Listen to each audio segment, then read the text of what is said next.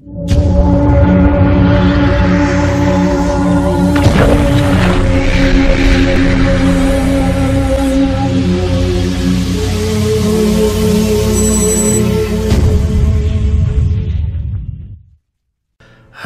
this is LordUg. Yes it is, and welcome to some more class guide for the Darkest Dungeon. An excellent game. I'm having trouble playing other things recently. I'm really getting into Darkest Dungeon and Stranded Deep. I can't seem to stop playing them. Anyway, let's just get into this class guide anyway. So this is the Arbalest. It is a ranged class. It has a crossbow. You can see the picture over here.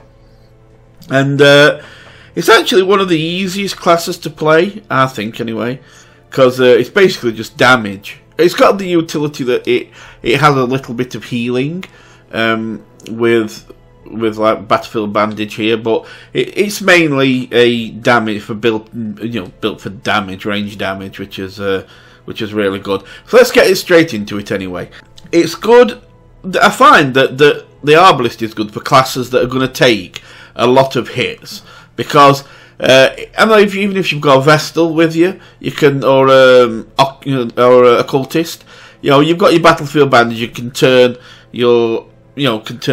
the Arbalest into a healer as well, kind of a mini healer. And well, this is on level 3 and it's already 3 to 4, and if it crits it can get anything up to 8 or 9 heal, which is quite nice. And also it gives a nice buff of 28 healing at level 3, 28% healing received for the next time. So you might heal them for say 3 and then buff them, and then if you need to heal them again, they're going to get whatever you heal plus 28% more. So, and it'll work for, it's just a buff for everything. So even if a Vestal then goes and heals them, they'll make use of that 28% healing whoever's got it. So it is actually good for a class that's going to take a lot of damage. So she kind of pairs up well with those. If you're gonna, with the Arbalest, you really want to stack crit and damage more than anything.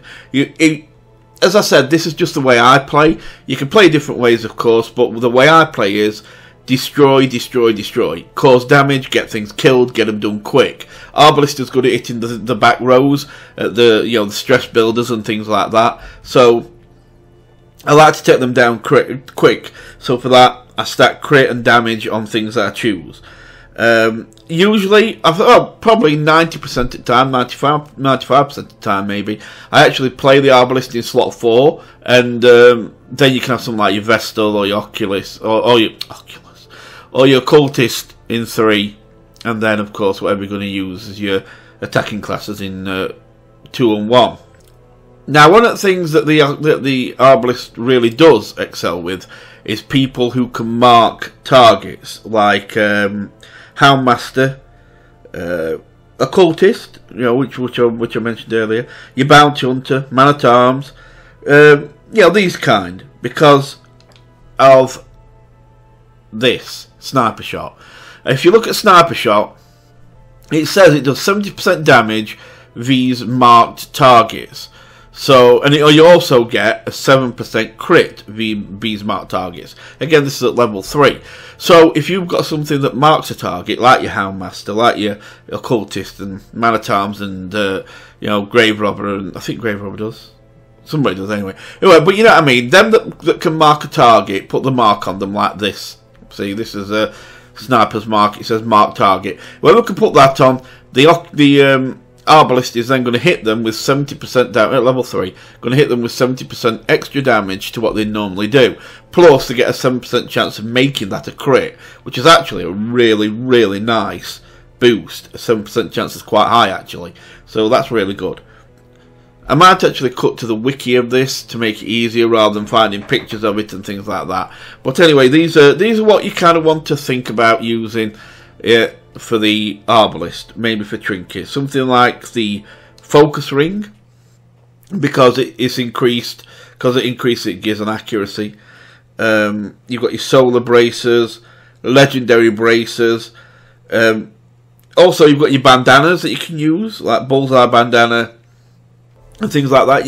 You've got to basically be looking here at crit and damage. Now don't worry about coming off a speed with the Arbalest, because you don't want the Arbalest to go first. So don't stack speed on the Arbalest to start with, because you want to target, you want one of your other heroes to go first, who can mark a target for you, so that when the Arbalest gets a go, they can come in with the 70% plus damage and the 7% crit and start damaging big time straight away.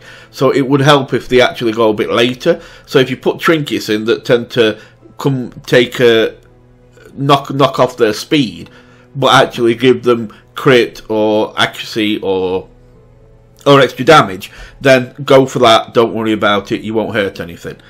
Then of course the bandana, like the bullseye bandana, they're actually class to that class anyway, so they're okay. Okay, let's have a look at the skills. So you've got the sniper shot, which is, as I said, it's a normal just range shot, but if it's against a marked target, it does a hell of a lot of damage. It gets a crit mod of 6% as it is, so with the actual 7 that I get, it's a 13% crit chance, which is actually really high. And then if it does crit, you've got your 70% damage normally, plus the normal damage you do, and then the crit on top. So you know, you can be critting for like 20-30 damage just in one shot. So that's really good. Of course, the mark target is good for two reasons. One, it does mark the target. If you haven't got a class that does mark a target, then you can mark it yourself. It just means you're going to have to wait for a next go to hit it with the sniper shot. But if you look, it says debuff target for minus 25 dodge, which basically means, as you know, there's a good chance that what you're shooting at won't move out of the way. But that actually works for everything. So if you've got a class that actually misses a lot, like like the leper, then if they've got minus 25 dodge, there's a good chance your leper will probably be a bit more. Man, your leper's accuracy is terrible, but still, there's a good chance they'll get hit a lot more, and things will just miss a lot less. So that's actually really good for debuff. Battlefield bandage, as I said, it's great for the fact it gives the 3 to 4 heal at level 3. That goes up, of course, more, and 28% healing received, but buff, so that whenever it takes any more healing for the next few rounds or whatever, it'll actually get a 28% more. So you'll heal your men up quicker that have got that. Finally, blind fire.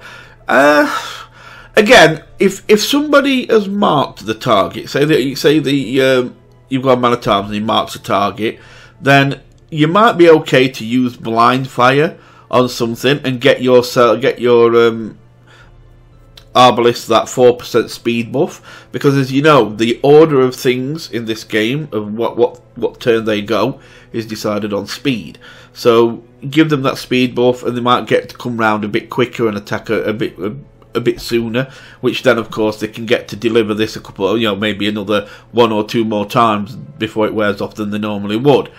But otherwise, it's no use, to be honest with you, because you don't really want the speed, as I said. It's not essential, because you're wanting other things to mark the targets so you can come in with sniper fire. So don't dwell on that one. The main 3 is this is sniper shot, sniper's mark, and battlefield bandage. Bring these 3 and you'll be okay, and just bring that one in case you need it. So we'll go now on to camping skills. So we've done trinkets. Well, you'll be seeing them anyway. We've done skills. Let's do camping skills. So this is the skills I bring in for the Arbalest. You've got the marching plan, which is all companions get +2 speed. And you've got to remember that there's a lot of times in this dungeon when enemies will go before you do, because they've got like 7 speed, 8 speed, and a lot of time you're just stuck on 5 and 6, or maybe less, but it's just how it is. You can give your companions across the board +2 speed for 4 battles, and that +2 speed will become really handy at times if you want to try and get your men going first, which of course it can be really good, because if you can kill the stress users on the back row, things like that, before they even get a go, that's really a big bonus. Then we have Restring Crossbow. This is probably one of the best boosts in the game, camping skills in the game, except probably for the Sharpened Spear for the Hellion. which is, you know, you can only cast it on itself, but it's a really nice 8 crit. But, you know, this is nice. It's Restring Crossbow. And as you can see, it's only on you only, but you get plus 10 accuracy, plus 20 damage, plus 5 crit. Yes, it takes 2 speed off you, but as we've said, we don't care. So, plus 20 damage onto the damage you normally do. And if it's a marked target, plus 70 damage on that, with a big crit. I mean, you've already got 6 crit on the skill, 7 crit for the mark, and then another 5 crit for this skill. So you're talking nearly 20% crit chance with all that damage on top. Yeah, it's just insane. It's just insane. This it really is a good skill. And finally, and then we've got Triage, which is as you can see, all companions 35% HP across the board. Boom. There is another one on here, which is Field Dressing. There's a 75% chance that you'll do 35% HP and a 25% chance for 50 HP, but that's one target. This on Triage is 35% HP, all companions across the line. Of course, it doesn't count you because you're not a companion, you're yourself, so it will cast on you. It would say self if it casts on you. So it just casts on your companions, but you are giving them 35 HP each. And if any of them, of course, are under the 20 plus 28% healing received, they'll get that bonus as well. So, and finally, Encourage. Bring Encourage in anyway. It's most classes have got Encourage. This isn't one that's kind of specific to the Arbalest, but if somebody's got some stress they need taken off, it's only 2 points and you can get rid of 15 stress. So just bring that in as a backup. You're probably not going to need it, but you know, it's there if you need it. The rest of the camping skills are just as they are, blah blah blah. Okay, what's left? Quirks. Well, I haven't got any on here that are good for the Arbalest, but I would say anything that gives a positive effect to range skills, like say Eagle Eye. That's a good quirk. That gives you a boost of damage on range skills. So look for quirks. Keep an eye on your quirks. Whenever you pick a quirk up, look for anything that says, you know, something to range. I mean, that's quite good. Natural Swing. It gives you 5 accuracy. It doesn't say give you accuracy to ranged. It just says 5 accuracy. So you get a plus 5 on your accuracy which is decent. But mainly, I would say look for specifically ranged bonuses on the quirks. If you get one, lock it in if you can, and then it's safe and nothing can get rid of it. So, well, that's about it, guys. Thanks for watching. I hope that helped, and I'll bring you another one soon. So, you take care, and goodbye for now.